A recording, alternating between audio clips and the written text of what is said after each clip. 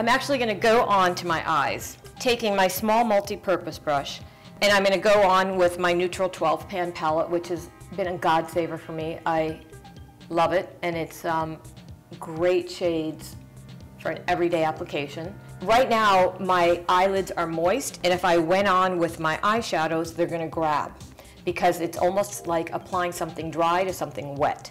So I'm taking a little bit of brightening powder, and I'm blending over the whole eyelid all the way up to the brow line.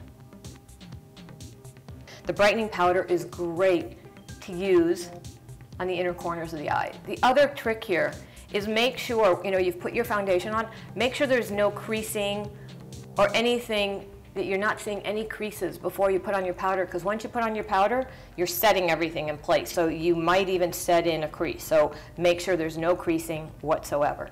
So across the whole eyelid, into the inner corners with that brightness, and then up into the brow bone. It'll pick up a nice highlight on the brow bone just from the brightening powder.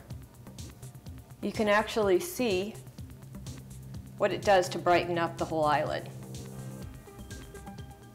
Now, I'm not using any powder right now underneath my eyes. On a younger skin, you can definitely do that, but as of right now for me, and I have to be careful of not loading up too much product under my eyes, so I'm leaving it with no powder under the eyes, and I'm going to go on and actually apply a little bit of eyeshadow. I don't use any powder under the eyes because I feel like it'll enhance the fine lines and wrinkles, and you've got to be really careful with powder on an older eye.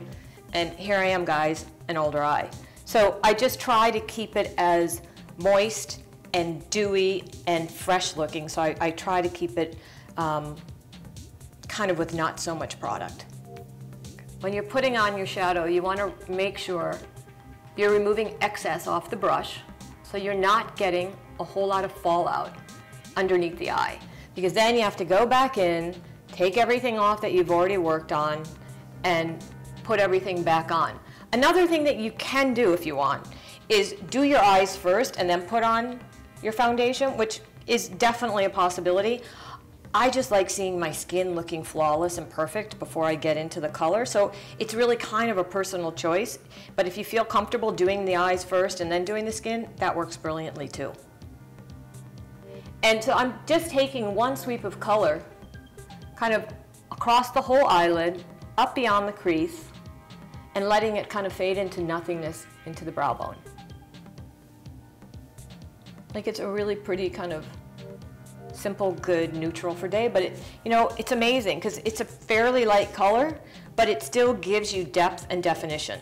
I'm just going to add a little teeny bit more depth into the crease and it's great. I have this angled, one of my bamboo contour brushes, and so I kind of keep that contour kind of more in the outer 3/4 of the eye, just right into the crease, and this fits beautifully.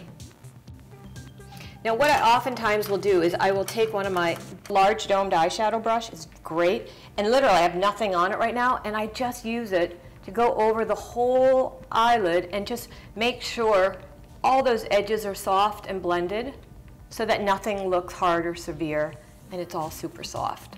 Dab back into a little bit of brightening powder and blend that over the whole lid. The thing that's great to know about my brightening powder, or really any of the powders, is that the more you work with powders in between applications, it helps with the blending and it also helps with the wear. It will actually give you longer wear by doing this layering effect with color and powders.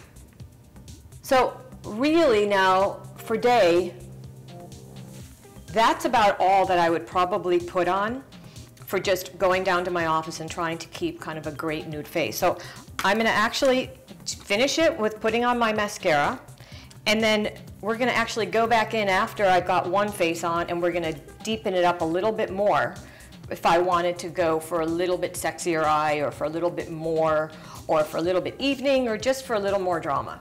So I'm taking my eyelash curler, which is one of those tools that you all hear me talk about all the time, and to me this is a saving grace, and I think makes such the difference in the shaping of the eyes and in opening and brightening up the eye. And I kind of give it like 1, 2, 3 pumps, and then you can either work your way back in. I make sure I get in there, get it, make sure they're all good. And you can always go back in and give it another pump or two. It's fine. You know, you don't want them to like spring right up, but this is a great curler. So I'm going on with just a little bit of mascara.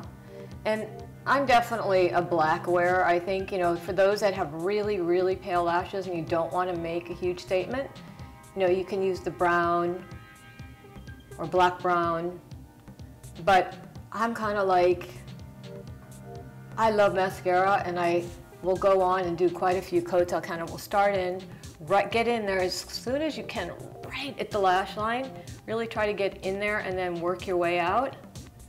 And I'll kind of put on a few coats and then go back into the other eye and kind of do this like back and forth dance with getting the mascara on there.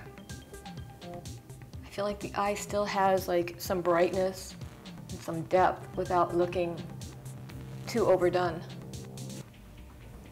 And then I might go on and just do just a little bit on the lower lashes, or super delicately.